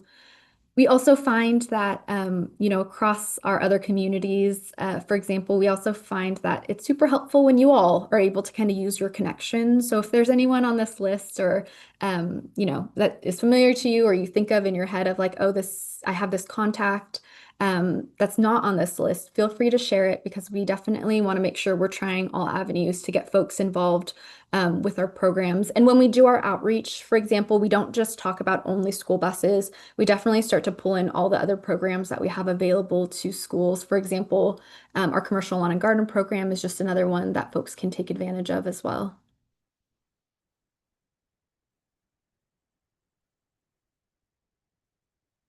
I'll also give a really quick update on our passenger vehicle replacement program. As you all I think recall, this is a program that folks can trade out their older polluting vehicle for a newer, or it could be used, but a cleaner model of vehicle. We work really closely with our partners, Valley Clean Air Now or Valley Can, to implement this program. So far, we have 246 applications in the community, and that's an awesome number that have, expressed interest, want to go through the program.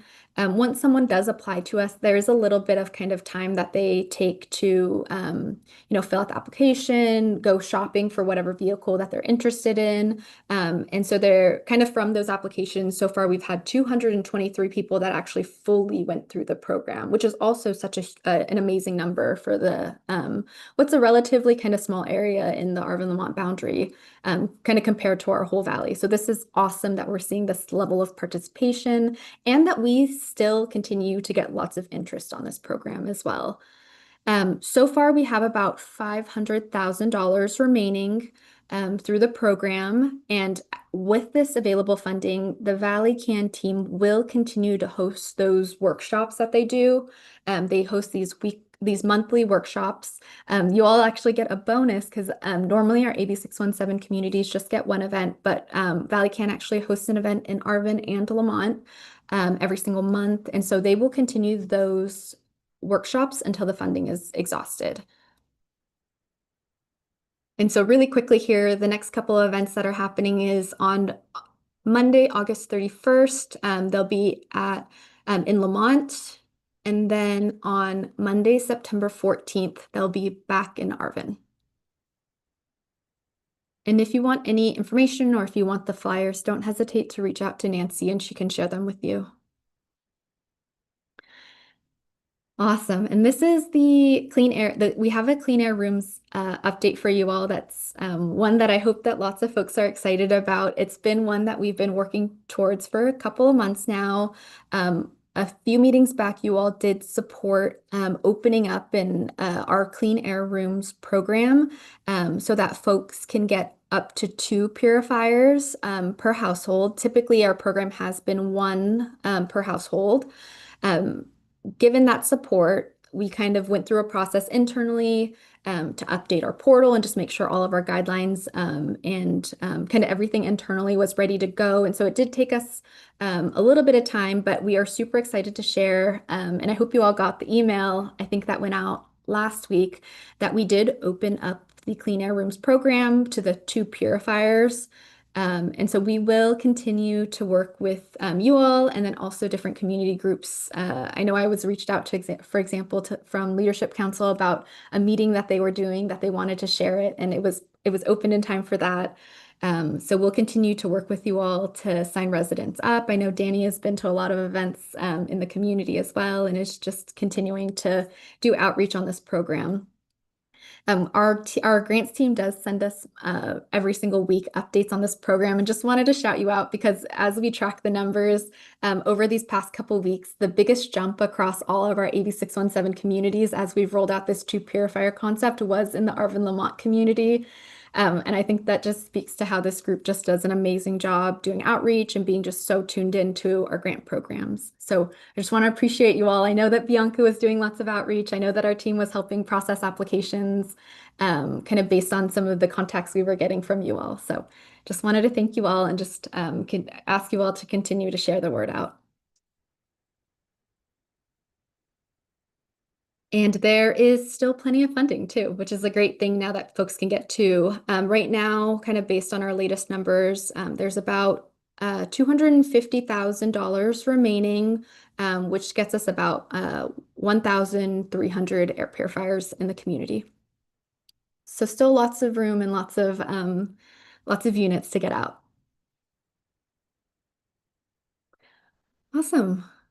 I thought I had a few more slides, but this is the end of my presentation. And so I'm happy to stop here and I can stop sharing too. Just open it up if folks have any questions.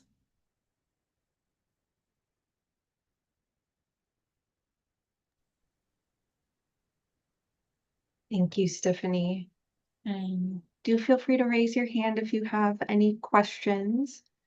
I think there were maybe a couple asks in there for some feedback from the CSC, both on the reopening of the vegetative barrier RFP and, some outreach to those growers to get them to apply, and also for the electric school buses, seeing if folks in the community can also help make those connections with the schools. So if anything comes to mind, do let us know. And I'll pause for a moment, but as always, you can share offline with the Air District at any time if nothing is coming up right now.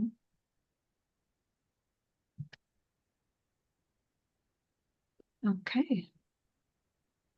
Seems like no questions or comments for the SERP item. So I think we can move on to standing updates. And at this time, I will pass it to Amy on my team to walk us through those. Thank you. Good evening, everyone. This is Amy. Thank you, Liz. Before we transition to our standing updates, as you know, we take attendance especially for those residents who are in our residential program. And I'm still seeing 2 users who have not been able to identify. So if you are usuario de Zoom, if you're on your phone app and using Zoom, I can't verify who that is. And if you're in our residential stipend program, I'd love to make sure you get a stipend. So if you could let us know in the chat or unmute. And then Sandra, if you're with the public, if you could just let me know or let me know your last name, I can verify. Elvia? Buenas. Oh, María? Sí, soy el esposo de ella, Roberto García, Hola, Roberto. el usuario de Zoom. No, les dije a 2 personas que se metieran a la junta porque ellos quieren agarrar carro. Ah, está No bien. sé si sean ellos los que se metieron. Perfect. Okay. Sí, Sandra, pienso que soy Sandra Ángel. No pienso, soy Sandra Ángel. Thank you. Okay, now I see you. Thank you so much. El otro usuario creo que es mi esposo Rivelino Oros. Lo vi hace ratito. Ajá, usuario de Zoom. Gracias. Thank you. Okay, thank you for that. And apologies for interrupting the meeting. We always want to make sure that we record attendance for everyone, and especially our residents who are participating in the residential stipend program. So with that said, I'm going to go ahead and transition us to standing updates. As you all know, we carve out space at every meeting to ensure that agencies who have programs or events happening within the boundary have an opportunity to announce these events. And so tonight we're going to kick off our standing updates by inviting Carb to give us an update on some of the events that are happening. And I know that Del D is joining us this evening. I'm looking at my screen. There you are. Welcome, Del D. Thank you so much, Amy. And colleagues, it's really nice to be here. Good evening to everyone. I'm Del D Reyes. I work for the Air Resources Board. I manage the Office of Community Air Protection. And I'm here also to just give a little bit of a reminder about the budget for this program for the state. So this doesn't have to do with your CERT budget, but more with what's happening to fund the Community Air Protection Program in future years. So around July 30th or 31st, you should have gotten an email probably from Nancy conveying some information from CARB about the status of the budget. On June 29th, SB 111 was passed and signed, and it is an agreement to fund the Community Air Protection Program for this coming budget year from the general fund, which was very important, from the general fund for $150 million. I want to note two things about that number. One, it's less than we have normally received, but given the budget situation that we were in, it's very good news, especially because it did come from the general fund, which is a very stable fund. And of that 150 million, it was broken out for 7.5 million for community air grants, 45 million for air districts to operate the program, including doing things like this to support the community steering committees, and 92.5 million for incentives for the districts to continue to carry out projects across their districts in disadvantaged communities, but also, of course, in communities like yours, in the selected communities. So that is the update. It was passed through the leadership of Senator Eloise Gomez-Reyes from District 29. I will also say that currently there are continued conversations about how to appropriate the Greenhouse Gas Reduction Fund. And the last we understood, there was an additional 47 million for the Community Air Protection Program on the table in discussions that would come from GGRF. However, that is not for sure. We don't know what will ultimately happen. The legislative session ends on Monday, August 31st, so we should know very soon. But that is the latest information I have about the budget.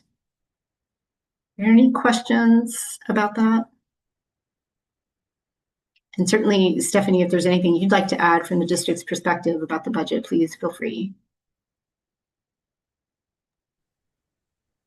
Nope. Thanks, Deldy, for providing that update. We are always regularly advocating for the program and just sharing what we've heard from you all, and that we regularly have even worked with you on, of just advocating for the funding, additional funding, because we know this program is so important to you all. It's important to us.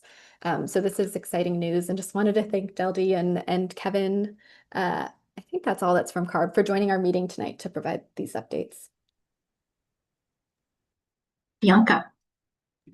I know that you were breaking down some of the budgets, especially for the community, but I know part of the funding recently, I was in one of the hearings from the cardboard, where some of the funding from the GGRF is going to be allocated for industry. Can you say a little bit about that? That does take away from like the AB 617. I know that quite a few of us were giving out public comment in regards to continue having this funding to stay in the communities, but because of the board and the cardboard staff presenting their presentation, it's given back to the industry. Can you tell us a little bit about that, just to make sure that the residents do know that through that there's actually some of the funding that was taken out to give back to the industry?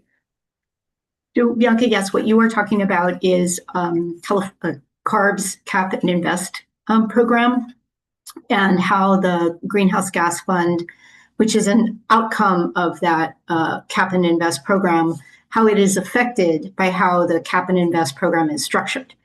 And you're probably referring to, certainly there was testimony at the legislature. There was also a board hearing at the end of May, where many people, including air districts and other community members and other individuals representing, the needs that are served by this Greenhouse Gas Reduction Fund, spoke up. What the action was, right, was for that the CARB board ultimately agreed and approved the regulation that was the next step in managing the Cap and Invest system. By remember that the whole purpose of the Greenhouse Gas Reduction Fund, it's not that it was a fund, it was not created to generate revenue. It was, in fact, the program was created to drive down climate greenhouse gas emissions. And the way to do that is to ratchet down over time the number of allowances that are available. And so, we've always known from the design of the program that it was going to eventually decline. I should say too that the auction was just announced today, and it's on CARD's webpage.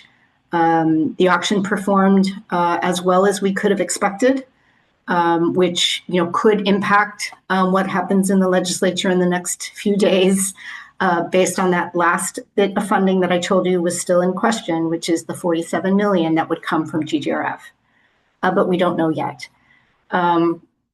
So that, that's the latest. Again, why it's such good news that Senator Reyes and her leadership was able to pass funding for this program from a completely different fund source, from the general fund. That makes the funding more stable than relying on the greenhouse gas reduction fund. Let's see, I'm not sure whose hand that is. That's Cesar. Thank you, Deldine. Go ahead. Cesar. Yes, hi. Sorry, my Zoom crashed. I had to leave and rejoin. I'm super happy to hear that there's more funding coming into the program, especially seeing as there was major cuts. And I just want to ask a clarifying question, seeing as there's about like 100-ish plus, maybe like around 150 going to the programs. The 9-4 vote that happened for CARB is effectively going to reduce funding around $2 billion per year. And so we're losing like several orders of magnitude of funding for these types of tier 3 and tier 2 programs that we're now going to have around $150 million for. Is that correct? I don't remember the actual numbers, Cesar. I'm not in our Cap and Invest program, so I couldn't tell you the exact numbers without going back and researching that. Okay. Yeah, because I do remember it was about that much, and I think 800 million of that is going to be funneled to refineries. And so, definitely sharing some frustration in the fact that in order to reduce in the eyes of CARB, they chose to funnel $800 million to refineries. An industry that has held California captive, and that we've had to pass laws in order for them to make sure that they don't charge Californians more money at the pump. And we did that through SBX 1-2. So I think it's definitely a shame that we've lost so much money, especially to an industry that held California captive through some economic violence. And so hoping that if there is any points of influence that we can help as CSC members and as members of the public to make sure more money comes this way, I would love for that to, for CARB to let us know so that we can make sure that the priorities of communities are heard and hopefully moved up towards the top of that list, and not, not shared that priority with refiners and other polluters. Thank you for that comment, Cesar. We are doing everything we can to be proactive about sharing the news. This is why, we did ask for the district to email you all pretty soon after that SB 111 was passed, and we'll continue to be here to provide updates. The district also is very much a great source of information about the status of the budget. As you heard from Stephanie, they are on it in terms of also, advocating for the program. I'll just close by saying that I think the strength of this program is actually reflected in the kind of conversations and decisions that are happening right now. And the progress that this community is making is testament to, the fact that we need to keep it going, and we need to keep making more progress to demonstrate, how important it is. This is Stephanie. Can I really quickly add? Because I think what Deldy said Please. is so powerful. I think like Deldy said, we as a district are always advocating. This is definitely one of our high priorities, is advocating for continued, sustained, stable funding for this program. But I think what Deldy said is so important, is that it only works, and that advocacy is only as powerful as us being able to talk about the great examples of the work that's happening here. So I just want to shout that out. And then also, I think the more that we can, as as our group, and then kind of collectively as the CSCs across the valley, really just kind of share with folks, including the legislature, about like the importance of the program, what it means to you all. I think that is so powerful, and I think really just helps with just that all of those advocacy efforts of continued funding for the program. Just want to thank Deldy for sharing that, and Thank also you, Stephanie. And can I just say one more thing? So another forum for community steering committee members to get together with each other across the state is our peer-to-peer sessions. And these are forums that you can all engage with each other across districts. The next one is coming up on September 29th. And the one after that will be on October 29th. They will be in the evening. And before I leave the meeting tonight, I will put those links in the chat so that you can feel free to sign up.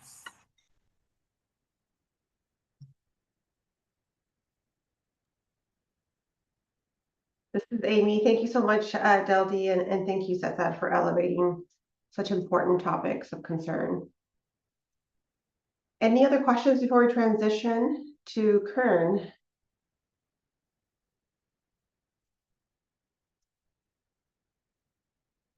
I'm not seeing any hands raised, so I'm gonna, at this moment, invite Kern Energy, specifically Gabe, to provide us with some updates impacting the community. Good evening, everyone. I just wanted to circle back to some of the comments that were made about the fence line alerts that were saw over the month of August, and kind of highlight part of what Kern's response is to those events. So Kern's protocol involves early and immediate investigation at the first observation of elevated readings.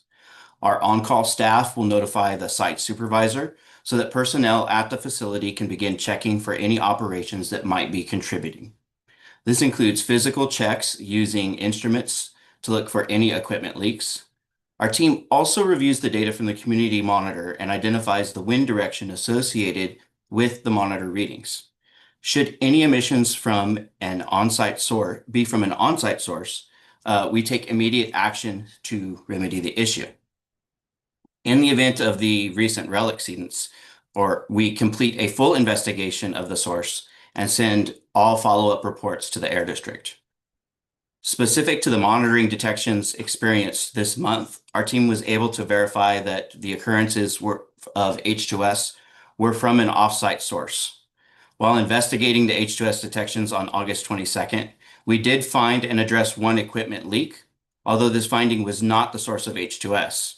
Kern has shared this information with the district and in our follow-up reports.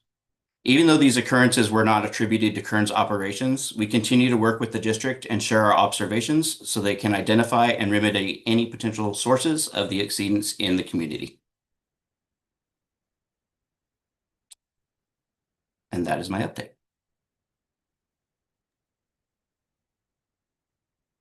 Thank you, Gabe.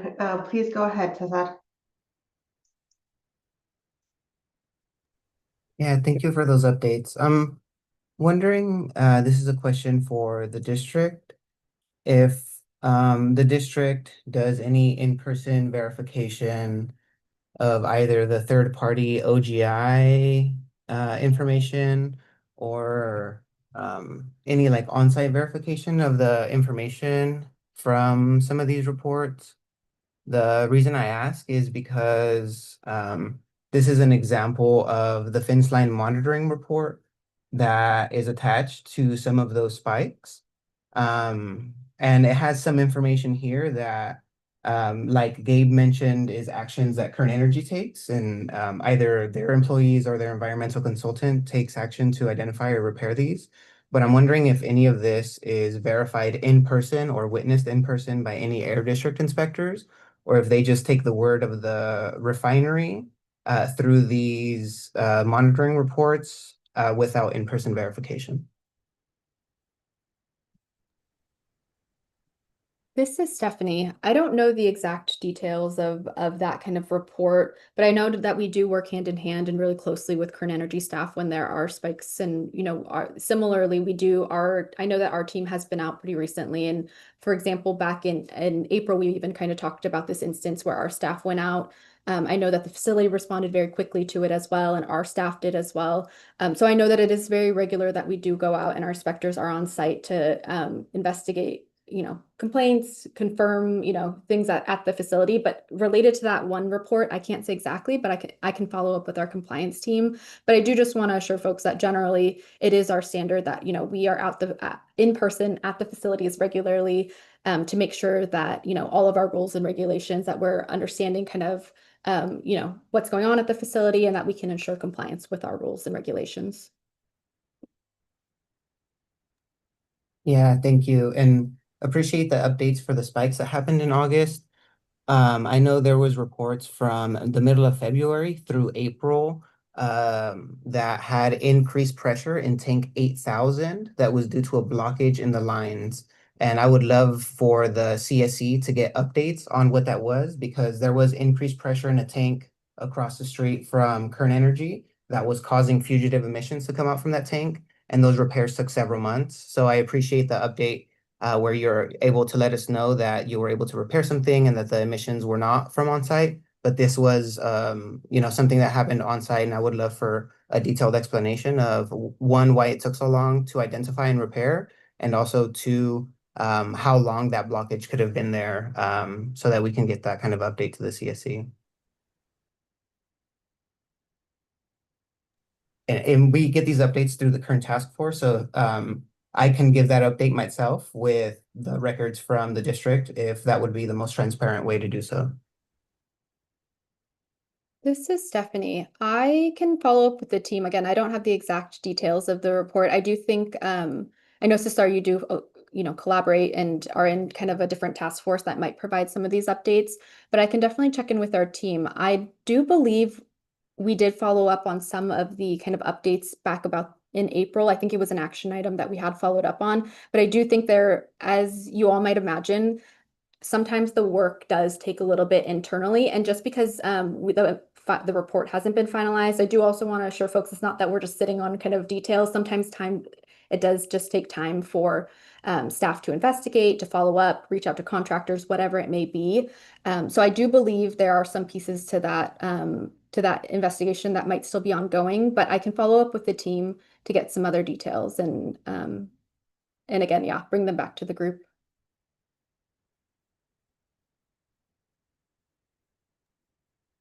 Just to clarify stuff, would that be bringing it back to this group? Yeah, I think the ask was to come back to this group, right? And not the task force. Yes, I do believe, and just, I guess folks' transparency, I know Cesar was just mentioning that he's part of a different group that might get some of these updates, but I know that not everyone here is involved with that. Again, because I don't know the details, I can follow up with the team that does, our compliance team that does participate in those groups and kind of go through those investigations and follow up.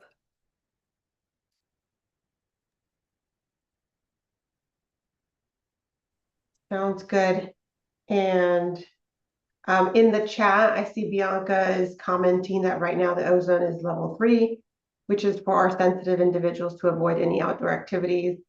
And thanks, Tessa, for posting the PDF of the investigation report. Any other comments before we transition?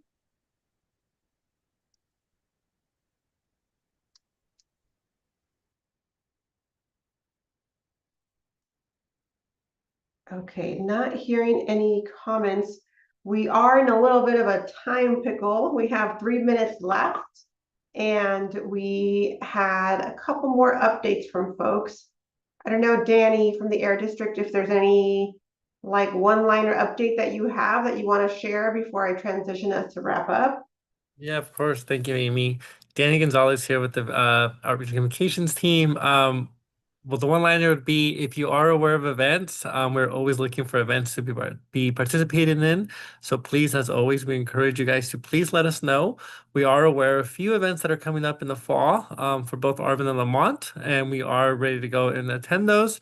With our goal and intention is to raise awareness and education in regards to air quality. So thank you. Thank you. This is Amy. That was beautiful. And it's a great reminder to make sure that you send those updates directly to the Air District.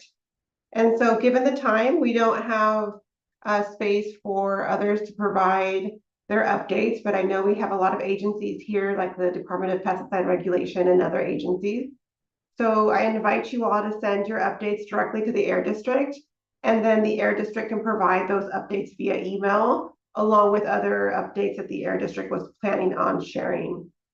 So at this time, we're going to wrap up our meeting, and we'll also send you a link to today's action items via the email. And if you see any mistakes or recommendations for changing action items, please do let us know. And our next meeting, I'll put this in the chat as well, is scheduled to be an agenda setting meeting on September 3rd at 4 o'clock. And that's via Zoom as usual. After that, we'll have our next formal meeting, which is on the 23rd. Luckily, it doesn't fall on a day where you could go to that peer learning session, as Deldy from CARB mentioned previously.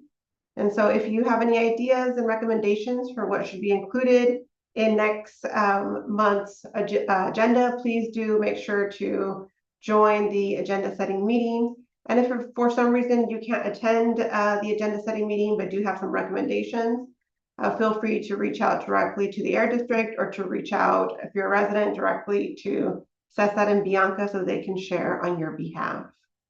With that said, I'd like to just open up this last minute for public comment. I do see that there's a few public individuals who are joining us here tonight.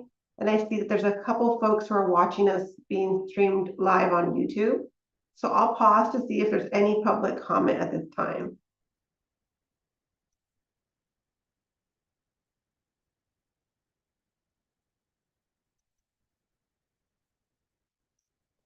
All right, not seeing any public comments, so just want to thank you all for joining us tonight and really celebrate your successes. I know it's a difficult time to engage in these meetings, yet we're all here from different agencies having a very civil and engaging conversation where we're tackling the problem and not tackling individuals. So with that said, I'm going to open it up to Bianca and Cesar as the co-leads for this community to provide us some closing remarks before we officially close the meeting. Yeah, get the word out. Let's make sure that this RFP is successful, and please reach out to the district if you want any of those brochures. Thank you all. Echoing what Cesar is mentioning, we are all here together trying to make some changes in the area. And if you need anything, any support, I'm also signing up folks for the air filtration. I normally put my number in the chat, but I'll put it again, and you'll able to reach me, and I'll help you out with that too. Thank you, Bianca, and thank you, Cesar. Stephanie from the Air District, anything else to add before we wrap up? Thank you all for being here and for sharing all of your feedback and great questions. I'll just echo Cesar and Bianca. If you don't have a second purifier, please apply. I know Bianca's offered. Nancy will definitely help you as well. She can, help you apply through a phone call, or you can just reach out to her via email, and tell all your friends. If you want flyers, we can mail you a stack of like 10 or 15 flyers to share with your neighbors. But we love to make sure the word is out and that folks are utilizing all of these great resources we have. Wonderful. Well, thank you everyone for another great meeting full of engaging dialogue. We'll be sure to make sure that you get all of those emails, and we'll see you at the agenda setting meeting. Have a good evening, everyone. Good night. Buenas noches. Buenas noches. Good night. Buenas noches. Gracias, buenas noches. Buenas Buenas noches, buenas noches.